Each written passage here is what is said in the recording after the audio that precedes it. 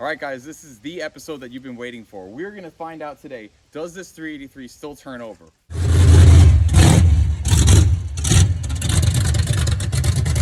We're going to find out today, can we break this engine free? We're going to do that very simply by popping off the valve covers, lubricating the valve train, letting some Marvel and some oil soak down, back down into the engine block. We're going to pop out the spark plugs, get some Marvel down in there, let it soak the top of the pistons, try and penetrate maybe through the rings.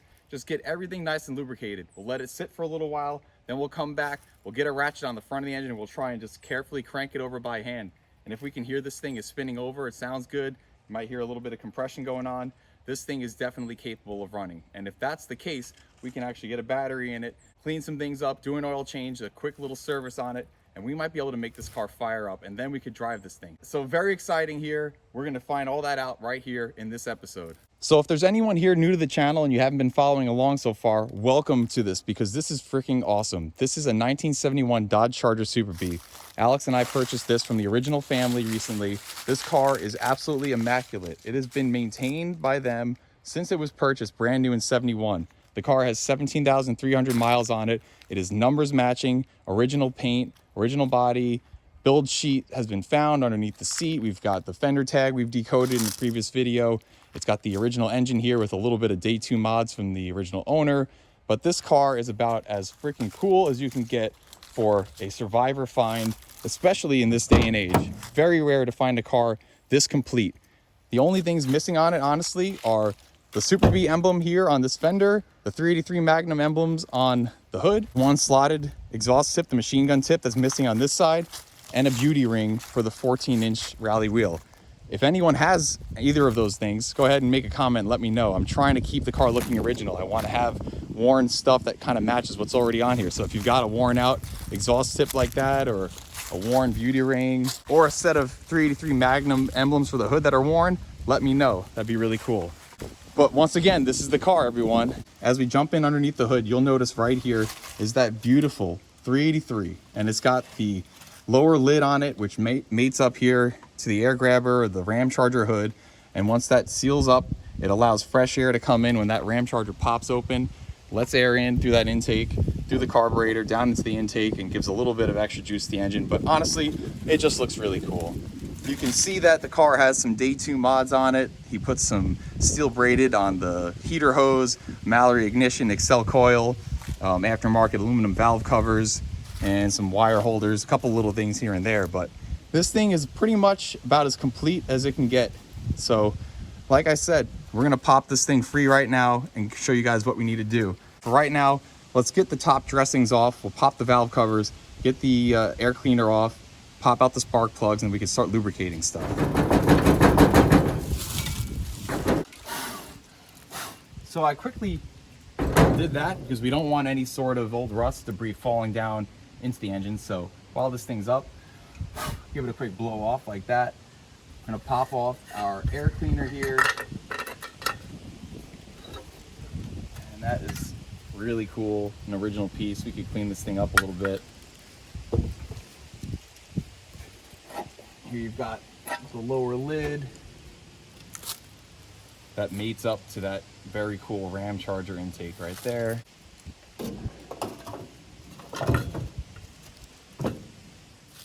Okay guys, I haven't really tooled around in this engine much at all from what you've seen in these videos, so I'm going to kind of be discovering stuff as I go, and I'll call out anything that seems interesting to me. But we're just going to start plain and simply here. I'm going to pop off the valve covers. I'm just going to get these plug wires out of the way for right now. Don't want to mess up anything because it looks like they're all still connected, and for all we know, it's still even in the right firing order. I mean, it should be. We'll check that before we go to fire. But for right now, we just need to get this, move these out of our way so we can pop this valve cover off and lubricate the cylinders. Here's one thing I've shown in a previous video. The engine still has very good oil looking on here. It's not totally mucky. It's actually a little bit translucent. It doesn't smell terribly like gas either. Bernie said that he had this engine rebuilt in the early 90s after they were having their fun with it for 20 years, and it might still be very viable here. So we're gonna pop off these valve covers. I'm gonna pop off this PVC right here, get this kind of out of the way, and go ahead and spin these free. First one. Second one. Okay, let's get this valve cover off.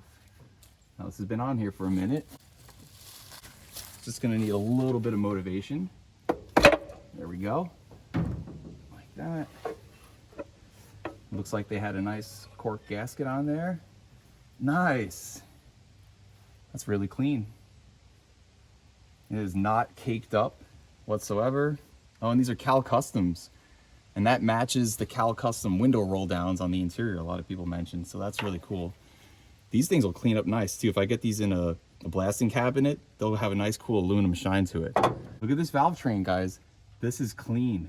Very, very clean. I'm excited. That is a great sign. It is not all gunked up. You don't see a bunch of heavy, thick buildup and tarry old oil and everything. It is really clean. I still see oil sitting here on the top of the rockers. Let me get you guys closer. There's even oil still sitting on the top of these rocker tips, down here in this little valley at the bottom, right in here. This looks so good. That is really exciting. I'm still gonna go through the protocol that I wanna do here and get this thing a little extra lubrication, but that's an amazing sign right there that the internals of this engine are still in really good shape. Hell yeah, this is looking good so far. Let's hope the other side's like that. Fingers crossed here on this side, and you'll notice there's still a lot of crud and dust and stuff around here. Don't worry, I'm gonna get to that. We're trying to give ourselves a lead by getting this lubricated to let it sit so we can come back later today and do it. So I'm just gonna move some of this big stuff out of the way right now. We just don't want to introduce any garbage into the engine once it gets running here. Let's see how our tranny looks while we're back here too. Oh hell yeah.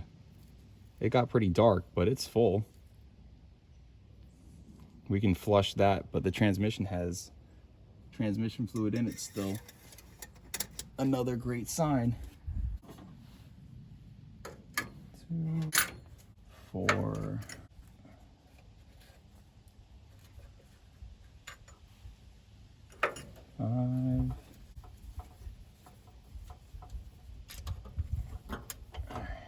And number 6.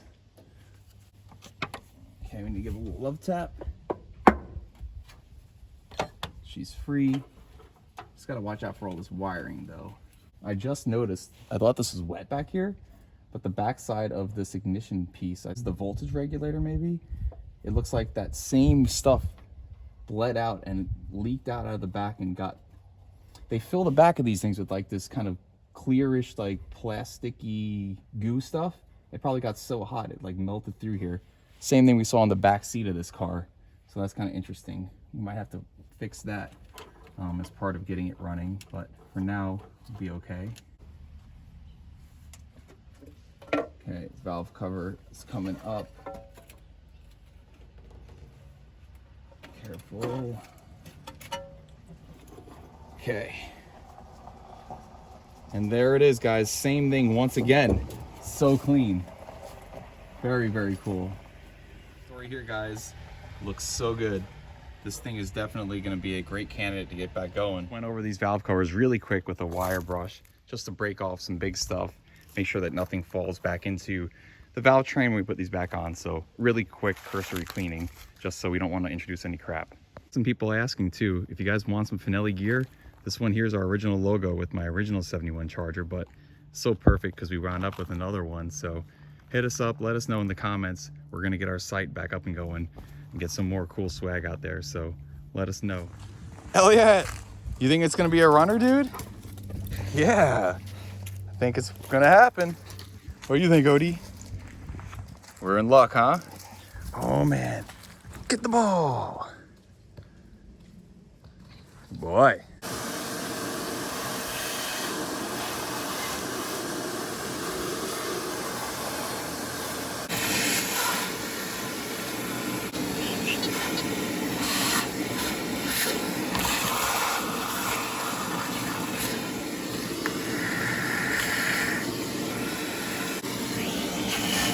All right, so I didn't quite listen to my own advice, but a couple little pieces of some dust and crap fell down in there. Got the shop vac over here, got it cleaned out. So now we're totally clean in the valve train. No worries. Looking good over here as well. This side was a lot more neater to begin with. So now we're gonna go ahead and just dump a little bit of Marvel down these, and then I need a way to inject stuff here into where the spark plugs go, because they're kind of perpendicular at like a 90 degree on the side of the block, and it's not gonna be easy to just pour it in there. So I'm gonna fill this little cobalt thing up for my air tools with some Marvel, so this way I can put it into the spark plug hole, squeeze it in there and inject it to the top of the piston. So we'll do it like that. We got Mama out here right now filming. Now I can distribute this evenly across the top of the engine without wasting it or making a total mess, and inject it into the spark plug holes. So let's get ourselves a little bit of lubrication going here, even though you can see we're already still doing pretty good. Just gonna get it down all the push rods, kind of get it to flow down each one of those. There we go. Get the shaft for the rocker arms itself.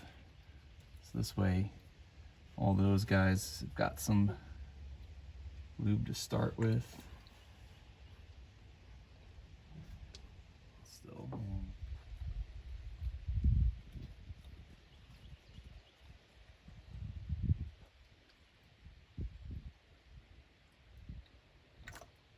Sweet.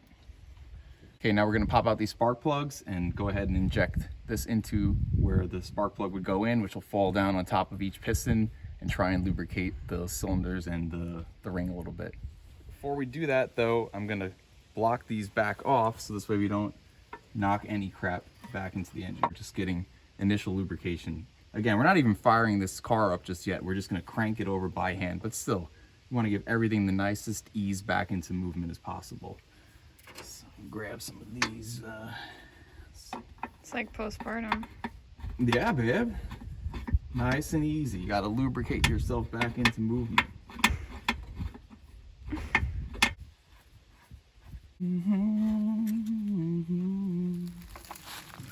Filming, baby? Mm-hmm. Your big head. My big dome. Love the commentary, bibs. I love how you're wearing a Camaro shirt working on a Mopar. That's a sin. Listen, we love all cars here in this house. Mopar the most though. Okay, we'll put this guy back on. Carefully.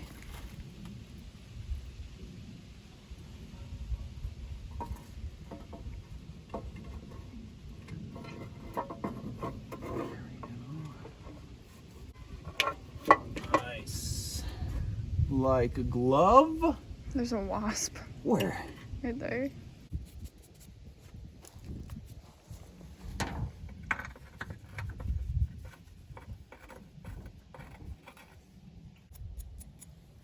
Put it back better than you found it. Something like that. Leave it nicer than you found it. Yeah. But I'm putting it back. Okay. Oh man. Okay, and a final cinch on these valve cover tie downs. Nice. Okay, now we'll be protected from stuff falling into the valve train. And we'll pop this breather back in for now too. Pentastar facing up, of course. Okay, let's pop out spark plugs. This is always the more challenging side of a big block Mopar. The engine's a little bit closer here to the shock tower area. You've got long tube headers that he added on, so you've kind of got to really reach in underneath the alternator. It's going to be a little challenging to get in here with that lube, but we're going to try our best. Got the plug wire off. Let's go ahead and get that spark plug out. It's a 13/16 socket right there.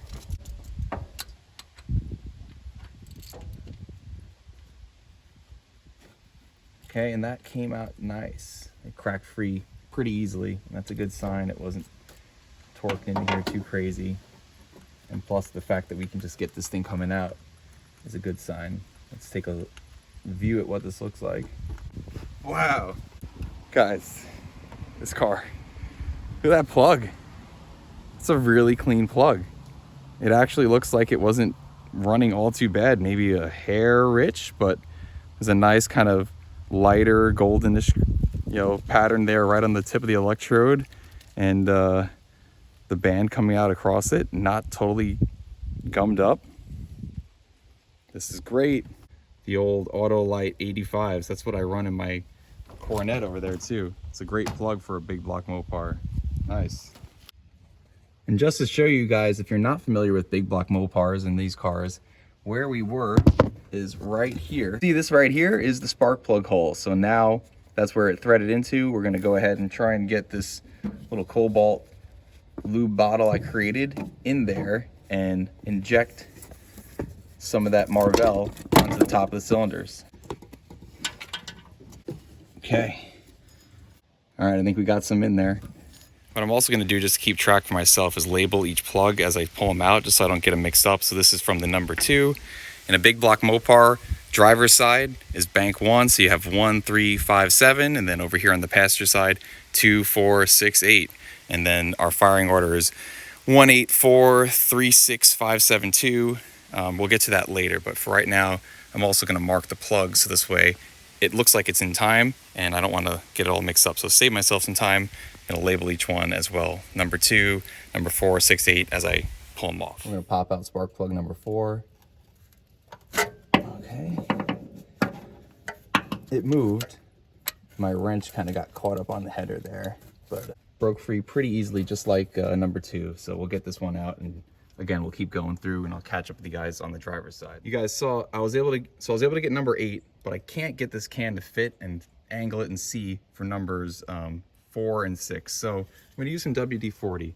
Now, granted, I'm not gonna run the car like this at all. We're getting this just to get some initial lubrication. Once we get this spun over by hand, I'm gonna drop the oil, get it rotated over again. I maybe even do a second oil change. We'll get this all flushed out, but WD-40 isn't gonna hurt anything. It is a lubricant, but we're not gonna run it, obviously, with WD in the engine, so don't get too worried about it. This is just to break those rings free, get a little initial lubrication on those cylinder walls. And you could see the spark plug hole is right there, about center screen. All right, we are almost in it. Just gotta get it to go. Come on. Finagle it into there. There we go. Okay.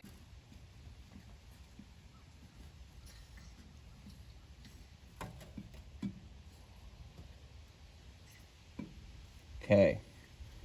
Lubricated. We'll do the same thing over here at number 6. And number 6 is going. Can you hear it? Nice.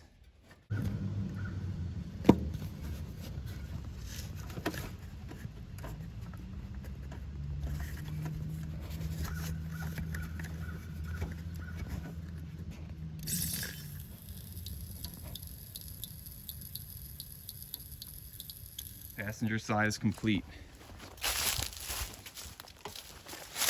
Now it'll be a lot easier over here on the driver's side because we've just got a lot more room to work, a lot more space over here. It looks like he added a second ground strap here for the front of the block to the chassis. That's really good. You always need to have a bunch of grounds, honestly, because electrical things always happen. I'm just curious to pop this power steering, see what this looks like. No kidding. There's still power steering in this. Wow. It didn't dry up. That is cool. Oh man. This car just keeps getting better and better. Okay, let's pop off number 1. Put a quick label on here. And then we will continue going down the line doing what we just did over on the passenger side. Okay, that came free. Nice and easy, just like the other 4 on the other side did already. I'm just so excited to see this thing spin over right now. I don't have any doubt in my mind so far. Here, look at this plug. I know we're gonna get this engine to spin over. It's just in such great shape internally. This plug, if we get to focus, not in too bad a shape either. Some of the other ones were a little bit more toasty towards the back. Not terrible, but I'll show you guys. But yeah, here we go, number 1 looking good. Okay. Number 1 has been marvelled. It's really tight here for number 3, right against the power steering. So I'm probably gonna have to get a wrench in on that one. It's gonna be a little challenging. Number 5 and 7.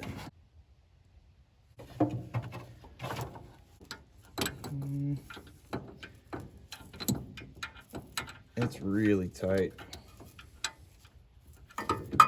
Yeah, I'm gonna have to get a wrench. And we'll get back here on number 7.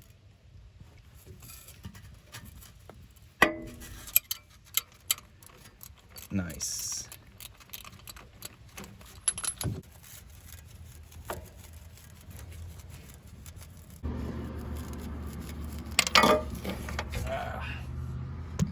Down on the long tube header. Get it. We got it. Okay. It's a little dark. It's definitely seen better days, but not too bad overall. Okay, so now we're trying to get out number 3, and this one's really tight. Power steering is kind of in the way. So a trick to this, I'm just gonna use an adjustable wrench. I'm gonna match it up first to the size that we need it to go to. Gonna get it. Not gonna make it super snug, just enough to kind of capture over it like that. And now we can bring this in, and we don't even have to mess with trying to adjust it when we're down there. And all we need to do is just crack it free, and I can thread the rest out by hand. Rough thread here. Okay, we're on it. And nice. All right, that wasn't even in there too tight. Okay. And she's loose. Just got my left finger on it, just kind of guiding it like this, prying with the screwdriver carefully. There we go. Yep. We're getting it. Couple final turns. And don't drop it. Don't drop it, Frank. Don't drop it. If you drop the spark plug, this engine will not spin over. And we got it. Cool. There it is. Number 3 is out.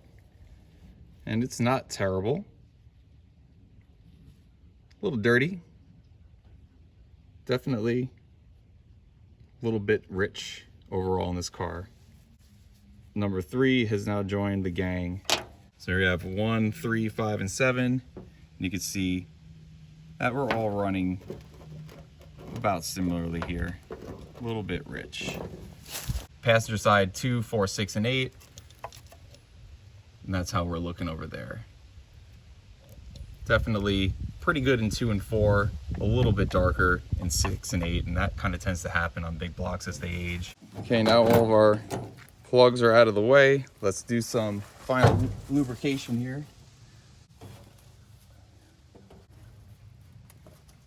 Okay, we're getting number 7 right now. In there like swimwear. We're gonna have to do WD for these other ones. Just in case. I don't know if we got enough in number 7. Get some in there. Come over here and get number 3.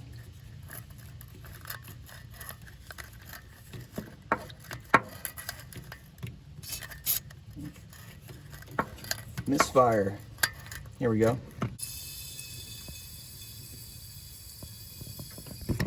Nice. Okay, and then you just got to get number 5 and we're good. And our last and final right here, number 5. Just gonna go on in. All right, we are in the hole. And send it.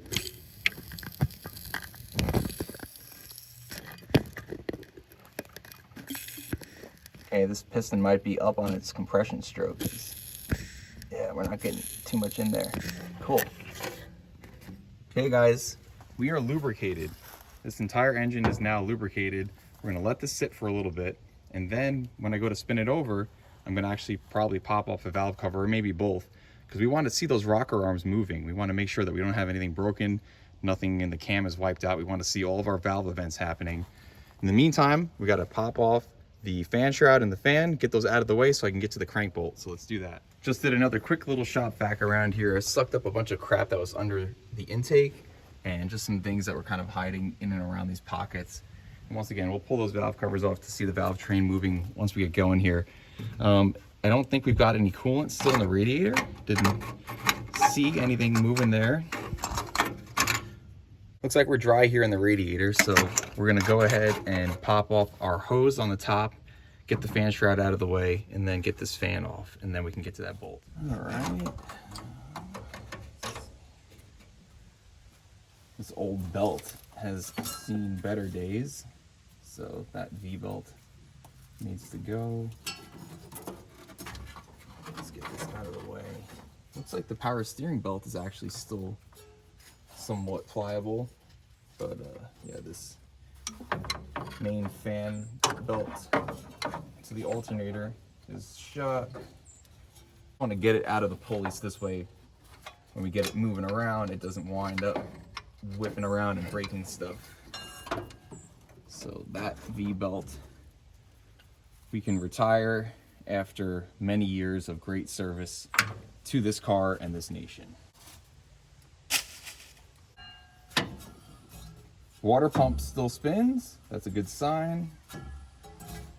And let's see, in order to get to this fan, this is actually a straight fan.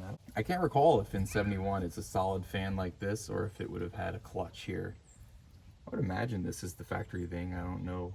It doesn't look upgraded, but yeah, just noticing that it's a solid blade fan with no clutch behind it.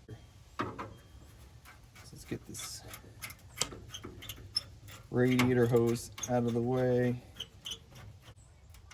Do make a radiator hose pick tool. I've got one, but it's not here with me right now, so we're just gonna do this. Just kind of get it moving. Yeah, it's spinning, so it should come off here. Cool. Okay, we'll move this to right there for now. Hold that, thank you. Looks like we've got 1/2" bolts right there. Spray a little WD on them. Help loosen them up.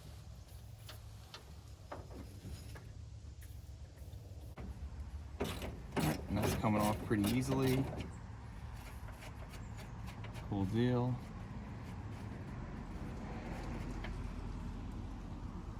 We'll put this, let's see, right up here.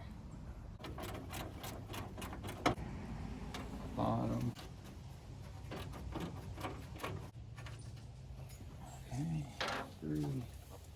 For some reason that one is not a 1/2". Maybe they lost one. 7/16. Studs right here are being held on by those nuts. So we're just getting this last one off. Yeah, looks like this has been off at some point and someone lost one because this is just a regular little nut and it's not the right size head. Okay, now our fan shroud is free.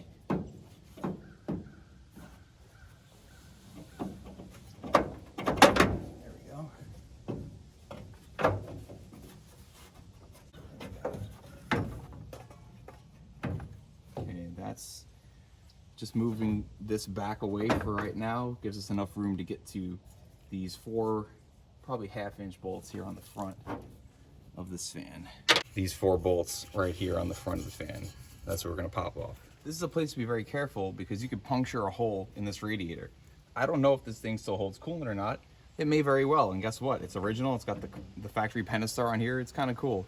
So when you're getting in here, don't smash the back of your ratchet or a wrench and puncture a hole in your radiator. Ask me how I know. I've done it a few times, so don't do that. Let's go ahead and lubricate these.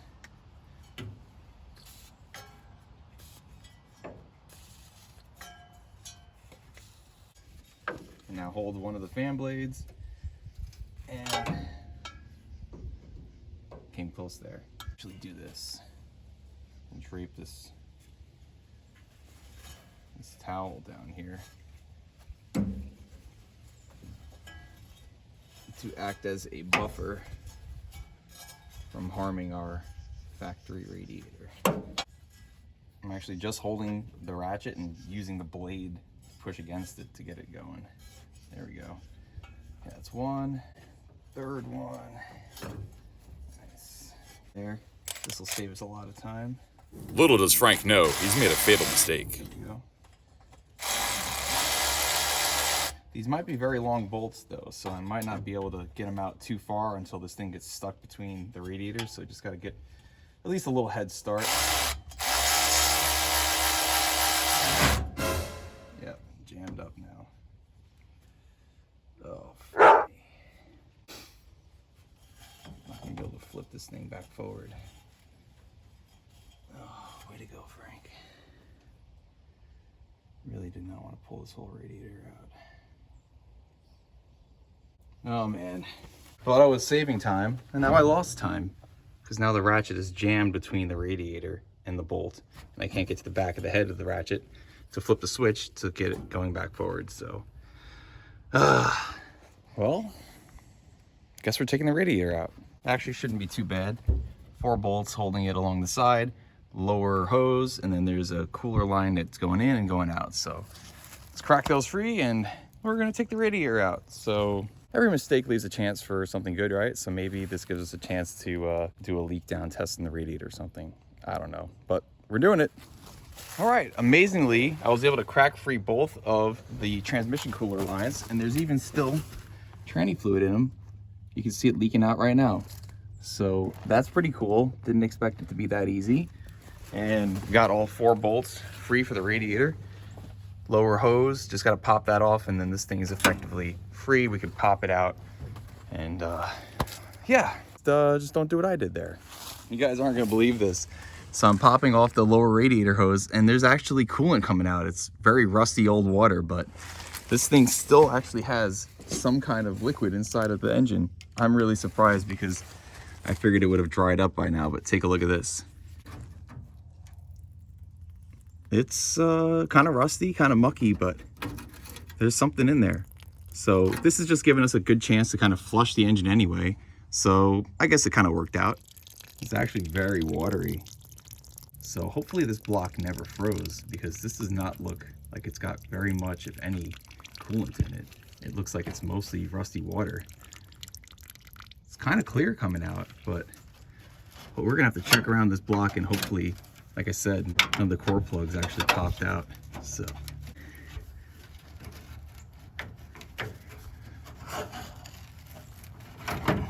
okay, maybe it also was just sitting in this lower part of the block. Hopefully most of it evaporated out over time. Hopefully none of the core plugs, aka freeze plugs, popped on this thing over the years, because it doesn't look like there was much coolant in there. But we'll find that all out. But for right now, our focus is to just undo our mistake and get this ratchet out of our way.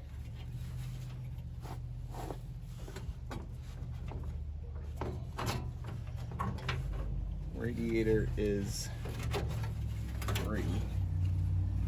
Just our little flow hose right there. Okay. All right, cool. That actually got right out of the way. It's given enough room between the ratchet, the back of the head, that it's not scraping, so we might still make it out of here alive without ruining the factory radiator. Okay. Nice. Fingers crossed. Let's see what we did. You can see it dented it right here. And all these little grills in here help dissipate the heat. These little tubes right here are actually where the coolant runs up and down the radiator. So it looks like, I don't know, could have punctured it. I'm gonna take this thing to a radiator shop anyway once I get the car going, and have it flushed, record if it needs to be, because there's a chance it could be leaking anyway. But just don't make my mistakes, and sometimes I need to listen to my own advice better. But here we are, we're a step ahead for another day. Well, now we've got plenty of room to work here.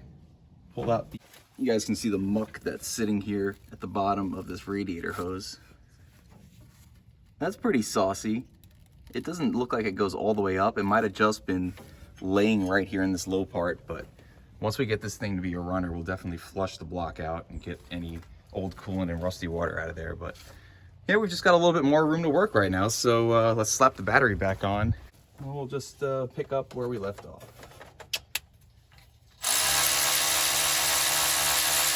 I mean, I guess this is a hell of a lot easier now. I don't have to worry about hurting the radiator.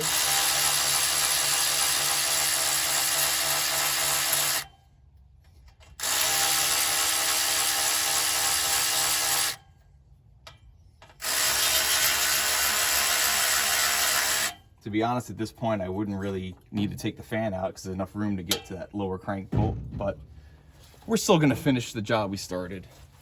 All right, guys, radiator, fan shroud, and the fan is out of the way. And now we have clear access to this front bolt, which goes into the snout of the crankshaft and helps bolt in also the lower pulley. And I think it might be 1 1/16". We'll go get a socket and try it out. Okay, guys, moment of truth. Can this thing spin over? I think so far we've seen every indication points at yes, but you never know. Turned into a little bit more of an afternoon out here than we thought, but that's just how it goes working on old cars. And I enjoy this stuff. I enjoy getting to get my hands on a car, touching everything, figuring out what this car's story is, what's going on with it. And that whole little debacle with the radiator, not a big issue, honestly, in all reality. So we got through it. We're at this point right now. Yeah, I'll move this out of the way too. My car ADD. So now we're at this point. Let's get this ratchet on here. Let's do this. We've got 1.25 inch, which is gonna fit right down here, this lower crank pulley, and big old ratchet. I popped off a valve cover.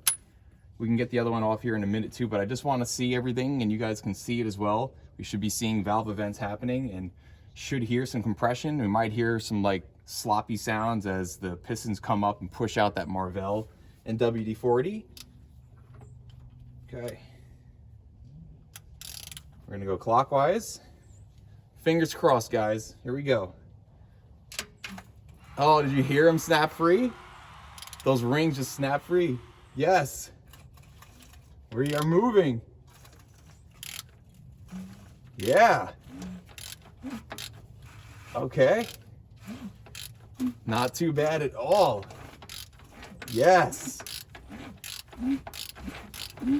Oh man, this thing is spinning so easily right now. We've got a runner here, guys. This is definitely gonna run. Now watch all these rocker arms going as we're rotating around.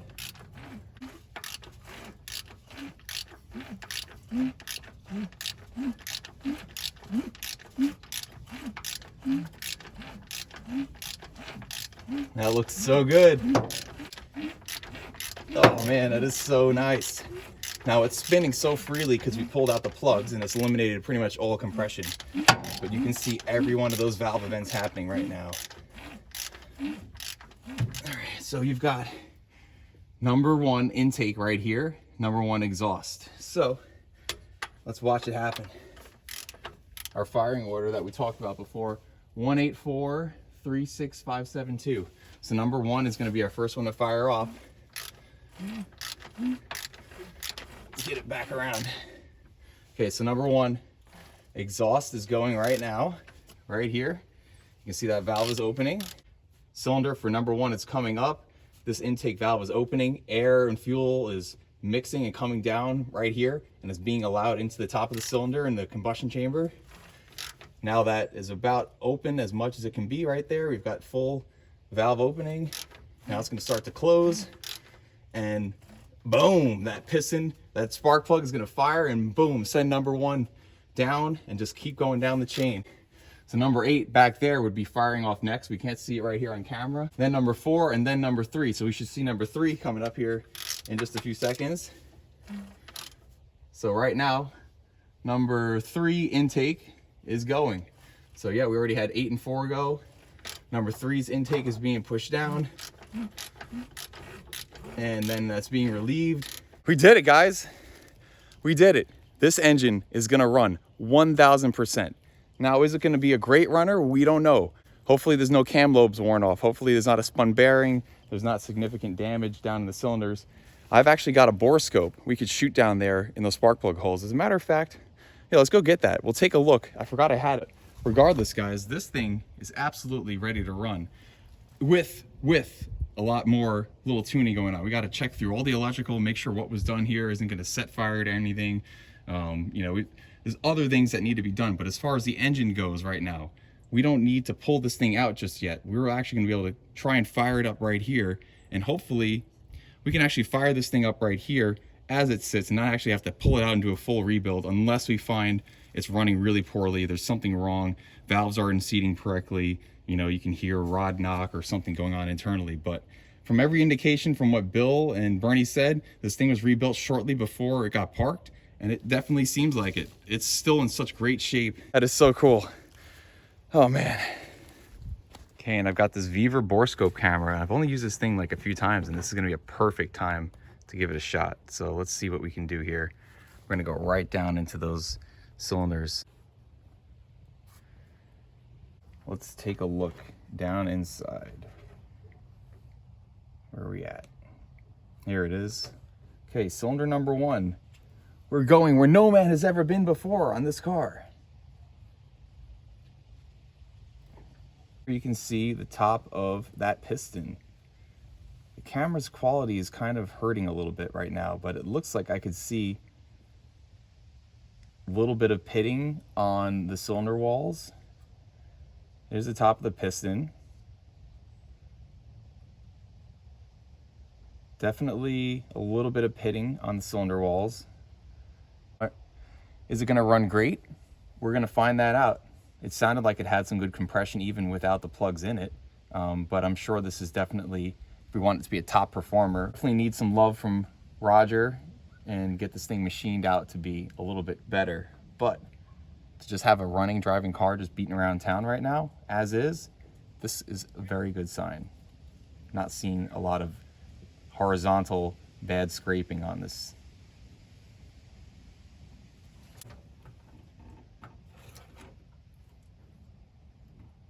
Back here on top of number 8,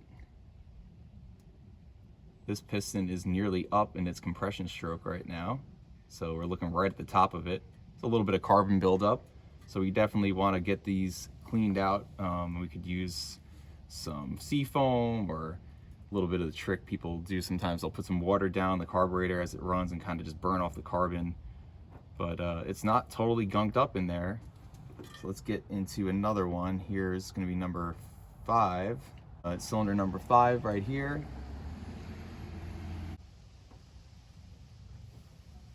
So yeah, you could definitely still see a crosshatch on the cylinder wall, it looks like to me. Hard to make out a ridge or not. Not too bad. And we're inside number 3 right now. See the top of the piston in the bottom right corner, and then the cylinder wall, it's kind of more orientation like that. The piston's going up and down this way. You can see a little bit of lines and grooves, a little bit of pitting, but really not too shabby. And once again, here's a look inside number 1 where you can see some of that pitting right there in the wall. Down at the top of the piston,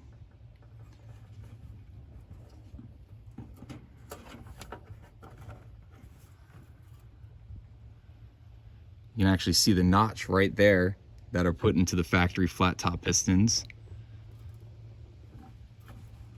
Get a little bit closer to this wall. A little bit of that pitting and grooves in there, but overall not too terrible. So I am very pleased, you guys. Wow.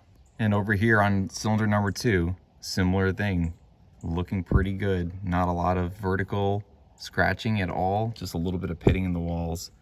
And yeah, I'm pretty excited, you guys. My camera, something's going on with it though. It's kind of giving a lot of halo effect right now. I don't know why the light's doing that, but I can see a little bit better here in person versus through the iPhone right now. But you can kind of see a little ridge right there at the top of the cylinder, and the walls aren't looking all that terrible here either. You could even see the little notch there on the top of the piston here at the bottom of the screen.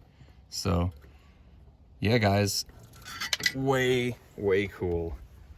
This car rocks. Okay, I gotta know if this thing can at least spin over with the key. So we're gonna rob Hefty's battery right now and see if we cannot hit the key, or at least try and get a screwdriver across the starter relay and see if we can't spin this thing over, sitting right there. So Hefty, We're gonna need your battery, old girl. Promise, we'll give it back in just a minute. I actually got this battery not too long ago. The one that was in this car died after like 6 years. And this is like the bottom of the barrel. I think I paid like $80 for this battery, the Value Battery brand over at O'Reilly's. But you know what? It's worked. It was super cheap, but so far so good. I always figure why not try things out? It's working. You guys remember this rad fact about the trunk though? Bernie had relocated the battery here because back in Fayetteville, people were going around and stealing batteries. So this is where the battery actually lives for this car right now. So let's get it in here and get it hooked up. Okay, we've got our positive hooked up. Let's get our negative and listen for any sounds. I didn't see any arcing there or any sparks either, so it doesn't necessarily mean anything, but sometimes when you connect a battery, you'll kind of see a little zappy zap there. Okay, we're on. Let's see if we can do something with this key right now. One key note before we do this, obviously give a quick visual, make sure nothing's in the way. There's nothing in the fan when this goes to spin over right now. Our wires are still out of the way, nothing's gonna get caught up. And I disconnected this fuel line because there's gas in that tank. I could still smell varnishy old gas. We don't wanna draw that up here into the system. So if that fuel pump still works, it might pull some gas up and actually spit it out right here, but that's okay. All we're gonna do right now, it's not gonna fire because the plugs aren't connected. Just gonna see if the key can actually still get that starter going and spin it over like that. If the key doesn't work, we can go right here between these poles on this ignition relay and jump it that way. Let's just try a couple things out too. Headlights. No kidding. We've got headlights. And we've got the lower lights running too. And the side marker lights. Get out of here. Headlights, the lower lights. All right, that side marker's out. This rear side marker is working. No way. All four in the back are working. And this one's out. Okay, so we have two side marker lights, left, rear, and right forward, but wow, okay. That is really cool. I love that. That is so cool. Okay, we'll turn those off for now, save some battery juice, and let's see if we cannot get this thing to want to crank over. Our lovely slapstick, we're in park. Let's see if we can't spin this thing.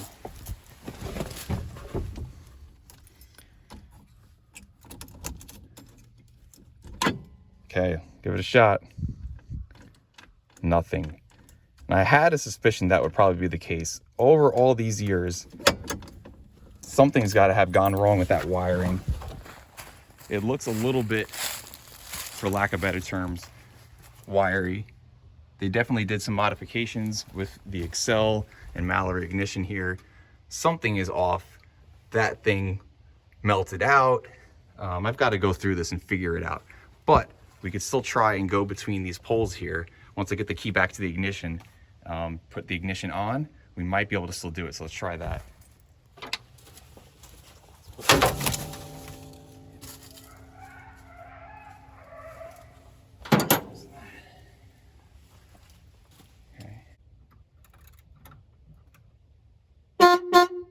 No way, the horn works. Oh, that's amazing. Oh, that's fun. I hope you guys heard the horn worked. That's awesome. Let's see what we get here. It's going. Yeah. There it is, guys. She's going over. I noticed this push rod here, though, was actually rotating clockwise as she was going. See if I can't show you again.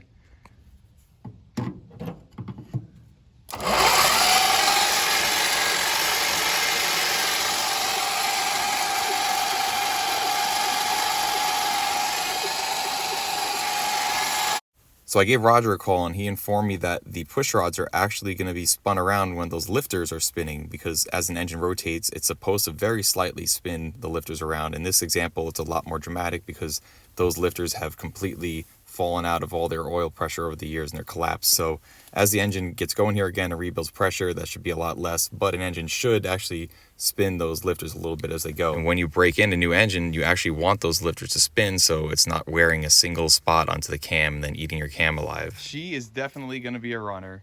So cool. Check this one out too, guys. How cool this car freaking is.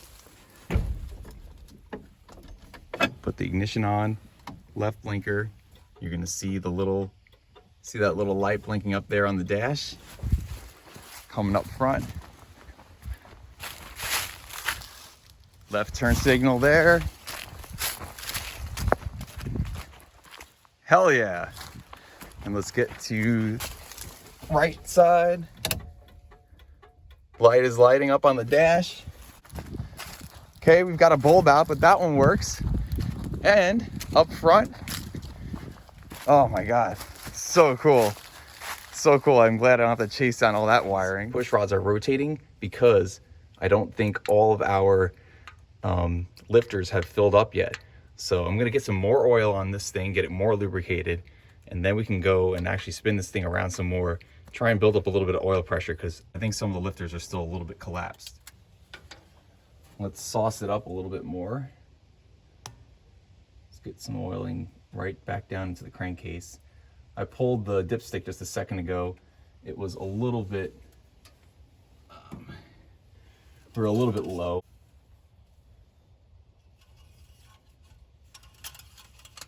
And you can see here on the dipstick, we're a little bit low. We're closer to needing to add versus full. So yeah, we're just gonna get this thing sauced up and try and build a little bit more oil pressure.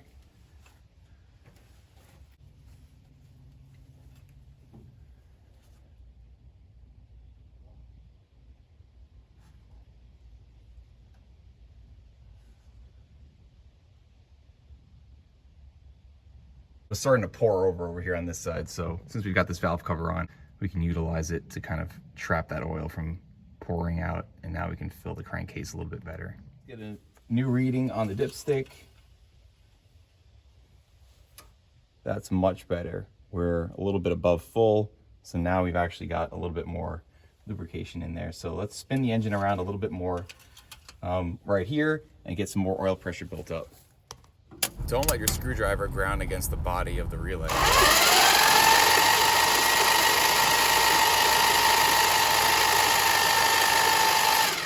So being that this is a hydraulic cam and you've got, hydraulic lifters in there from the factory, which are kind of spongy and they fill up with pressure. You've got a solid push rod coming up here to the rocker arms. You can't really adjust the lash on these because it's got a solid shaft. Once this is tightened down, it essentially sets the lash that you've got here. So I think it's okay if they spin a little bit. It might not still be too much of a problem, but right now we're gonna try and do something fun.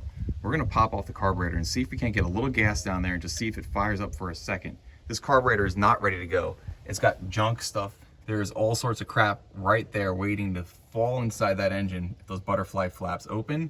So we're gonna pop this carburetor off, do a little quick cleaning. So to get this carburetor off here, he had a little manual choke line that was going, whole little thing inside the car that was over on this side. Here I had to pop off this spring cable and this slider for the transmission kickdown. And then there's 4 half-inch bolts around it. Fuel line is already disconnected because we broke it. We can pop this off and that should be it.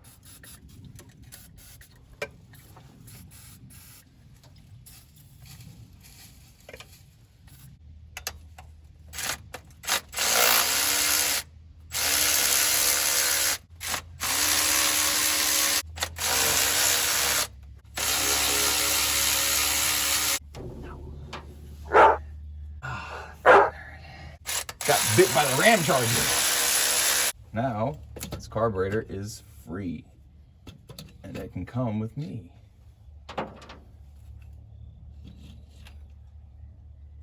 Except for this vacuum line on the back for the PCV. Okay. There's always one thing you forget. Always one more thing. Okay. She gave up. Not without a fight. Here's our 850 Holly. This thing is gonna definitely need a rebuild and a cleanup before it's used. Here you can see looking down the intake, I'm gonna do a little quick shop vacuum, get any of that dust that just fell down there. But I think that's all right just from this little bit of corrosion that was here and fell in. Otherwise, really clean in there. I think we're gonna be doing pretty good. I'm gonna go rob a carburetor off Alex's Power Wagon. So we're gonna go steal that one, put this one to the side right now. We'll get a carburetor on here and we're actually gonna see if this thing will run because you know what? Why not? Let's see if this thing can run. And that's what we're all here for, right? Okay, so we could snatch this Edelbrock, but All right, it's all hooked up. I forgot this thing is actually pretty much ready to run, so I don't want to mess with that. Let's go look somewhere else. Check our parts inventory back here. We've got a bunch of old carburetors. Maybe we can get one that works. Let's see. Here we go. Here's a vacuum secondary Holley. It's probably a 750 or an 850, and you can see compared to this mechanical secondary with a manual choke, this one has a vacuum secondary. You can see the canister here missing on this one. That's how you know. And also there's an electric choke on this one. It was an extra one that my father-in-law had laying around, but it'll be enough to at least pass some fuel through right now and just try and get this thing fired up. Ultimately, we'll get a better carburetor on here. Maybe rebuild this one, but honestly, it's kind of torched, so I don't know. We'll figure that out into the future, but for now, this is just gonna be enough to see it fire off here and run for a minute. I'd also like to point out, I cleaned this thing out real quick with some carb cleaner and sprayed it out with some air, so we're not gonna introduce any contaminants into the engine, and I shop vac out the stuff from the engine.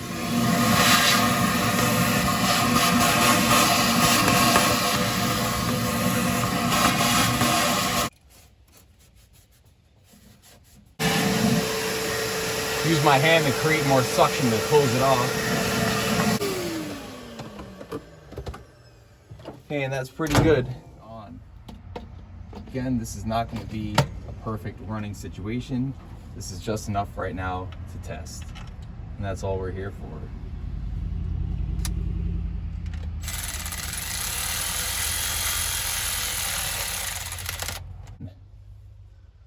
That's what this is all about. Will the old girl run or not? As long as the wiring here to the ignition and the coil is still at least in place the way it should be, I think it will. We're just gonna have to find out. Fun.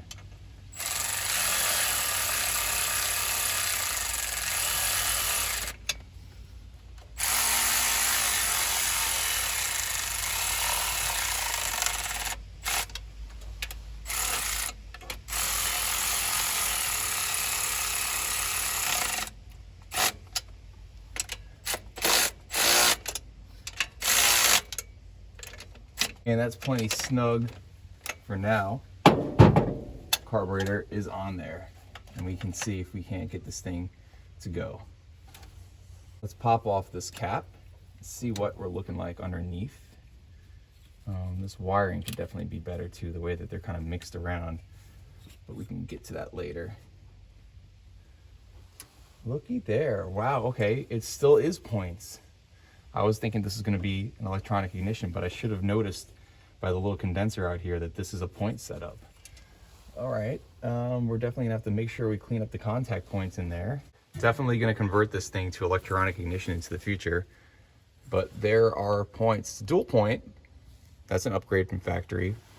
But yeah, you can see right here, there's definitely some corrosion going on in between those contact points. So you need to get in here and clean that up, or else we definitely won't get any fire. Contacts right here and here, and when those create the points like that. I'm exaggerating, it'll be a lot smaller, but it's gonna be doing that. But in between here right now, there's corrosion, and that's not gonna allow it to work. So we need to get a little piece of sandpaper in there and just clean it up.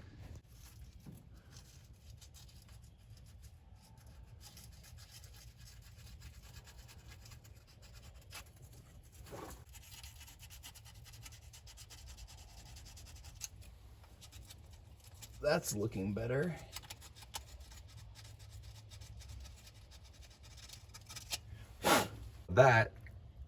That's what we want it to look like.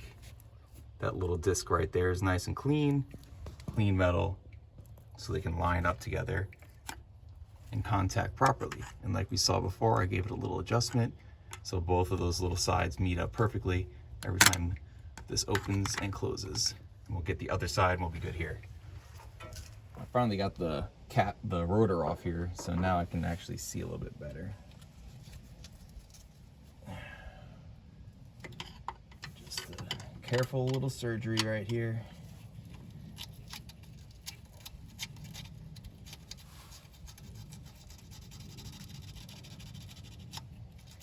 That's better. Oh yeah.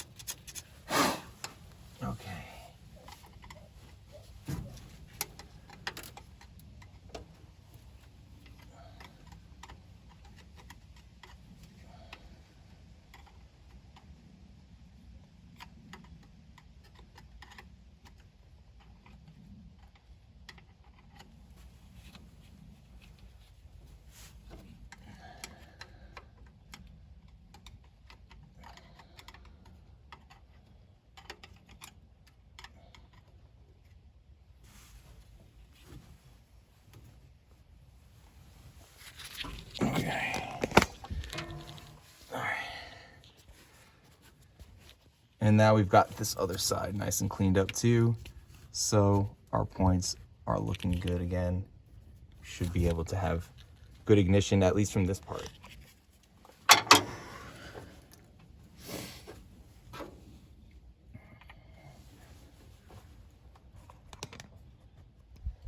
Okay, I just got the rotor back on. I went underneath the cap, cleaned around all these contact points with the wire brush. All the copper is still really good. Fit it back on here like this. Snap our little retainers back on. And our coil wire will go like this. Now I just need to reinstall some spark plugs and then get the wires back on it. And we should be able to try and fire. And I smacked myself in the eye pretty good when I was trying to pop off that cap because I had a screwdriver in my hand. So I am so lucky it didn't actually go into my eye. I had the screwdriver in my hand like this, just waiting to use again. I grabbed the rotor and it snapped up and I slapped the top of my eye with this thing. So luckily I didn't get my eye. Someone's looking out for me. Thank you, whoever that was.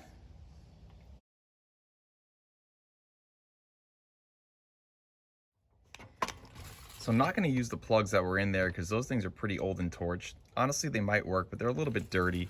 I've got a different set of plugs that I pulled out of Hefty. These aren't the greatest plugs in the world either, but these will definitely be enough to get it going. I'm just kind of getting a very cursory gap going here. Getting like a 40 thousandths-ish with the eyeball. Just kind of cleaning these up. Hefty was running a bit lean when I pulled these ones. You can see what these look like up here. Kind of lean versus a lot more rich and darker down here. So we'll put these in because I think these will give us a little bit better of a shot. I don't know if we'll have a true success here, but you never know. And if we do, of course, we're going to go through this whole thing and revamp everything. I'm just going to get these installed.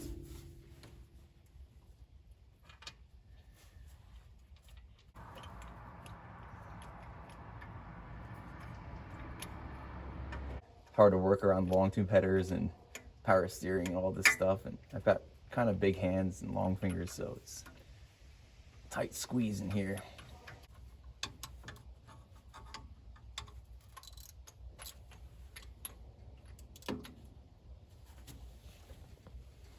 Number 1 is tight. Number 7 is tight. Okay. All right, we're tight there. Okay, getting our last plug tightened right now. Okay. That's it. Plugs are in. So, number 7 back here. Number 5. There's a few bad spots in some of these wires.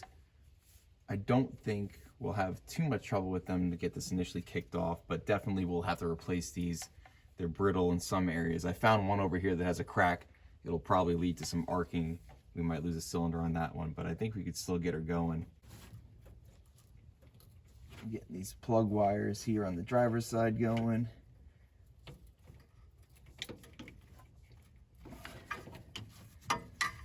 I think this one's on. Sometimes you don't hear them click, but you usually get that nice little metallic click when the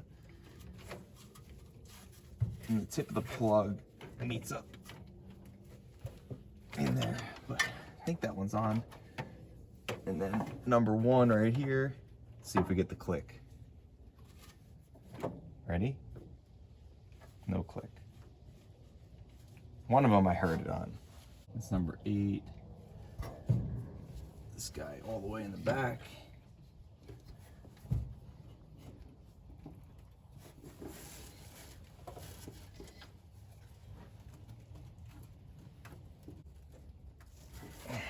Hear that click? Now we're on. One of these wires had a little bit of a break in it, but I think we're away from enough metal that it shouldn't cause any arcing. It's right here. I marked it before. So you can see that split right there. If that was right up against the header or near something conductive, it wouldn't really do it to the aluminum, but any piece of steel, spark would actually arc out of it. But this is far enough away from everything that it might still flow through. We might still be able to get it to run on our number 6 cylinder there. So that'd be cool. For this guy right here, our number 2, or Number 4 is a little bit close, but we shouldn't be running for too long for it to burn. So we are back connected, guys. We've got none other than Mopar Mom out here with us right now, and she's going to be capturing some extra footage going along. But we are going to try and get this thing fired now, guys. We've got everything set up the way it needs to be. Just need to throw some gas down that carburetor, plug the battery back up, and go ahead and hit it here and see if we can't do it. So what do you think, babe? It's cold out here, so you should hurry. Okay, well, if we get it fired, are you excited? I'm excited to see you drive it. Battery's connected. Just need to not trip on the dog toy. Ignition on. Okay, ignition is on. Some quality 87 right here.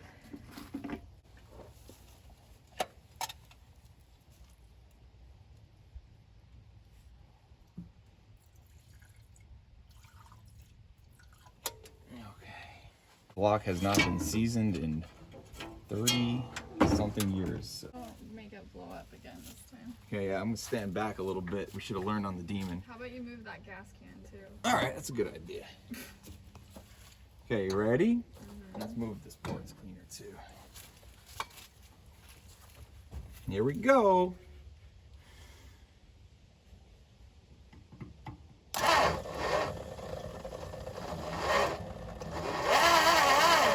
She's got good compression, that's for sure. I hope my battery's dying.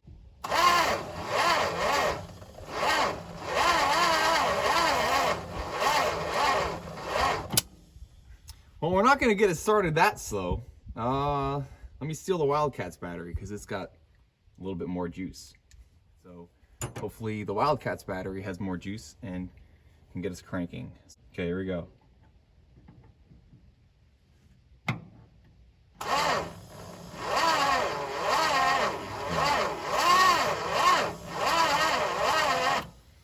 That's a really good battery. I drive that car regularly, so it's not the batteries.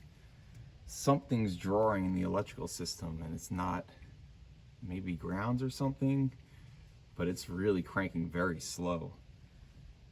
I don't know if it's the starter. I mean, it started spinning it over pretty easily before. Is the engine just too mucked up? It shouldn't be. I had all the plugs out, and I had this whole thing just spinning over really easily without any plugs in it. So no, it shouldn't be the case.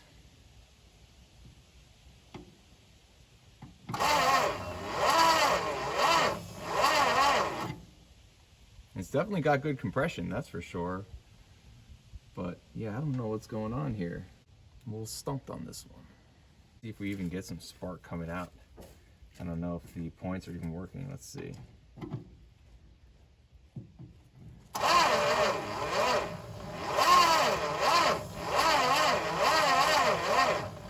I wasn't getting any arcing, so I don't think our ignition is working either. So this is going to be a job for another night.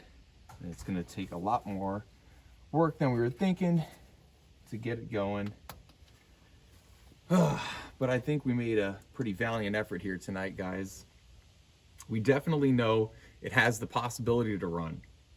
It hasn't run yet, obviously, but it has the possibility to, and it will with enough luck and work. So I guess we will catch you guys on the next Wild Finelli Restoration 71 Super B episode.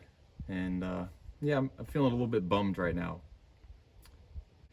Definitely going to spend all day tomorrow thinking about this and trying to figure it out, why it's doing this. So sometimes it's like this. It's probably got something to do with the grounds and all the connections. So we're going to need to take some time and go through, clean up all the wiring connections on here, because that's probably where our voltage drop is happening. I know for sure 100% that battery is a good battery, and that battery we took from Hefty is a good battery too. So neither of these I thought could have been the issue, but yeah, we just need to go through and see all this rust here, stuff like that. It just all adds up and leads to a voltage drop when we get all the way up here to ultimately not having enough of those cold cranking amps. And it's not too cold of a night out, but still, we need to clean up all these electrical connections where that ground is going to the block there. to the body, everything here going on, bulkhead connectors, all those pins in there, everything on the coil. Just go through and do an electrical kind of overhaul. So that's going to be definitely on a next episode. Not enough juice in me for tonight, guys, but I think we still got pretty damn far, and this was really cool. Regardless, thank you guys very much for tuning in on this episode, and it was still a big success, honestly, in the end, to get this thing spinning around. We're a few steps closer than we were earlier today, so with that, I'll catch you guys on the next one.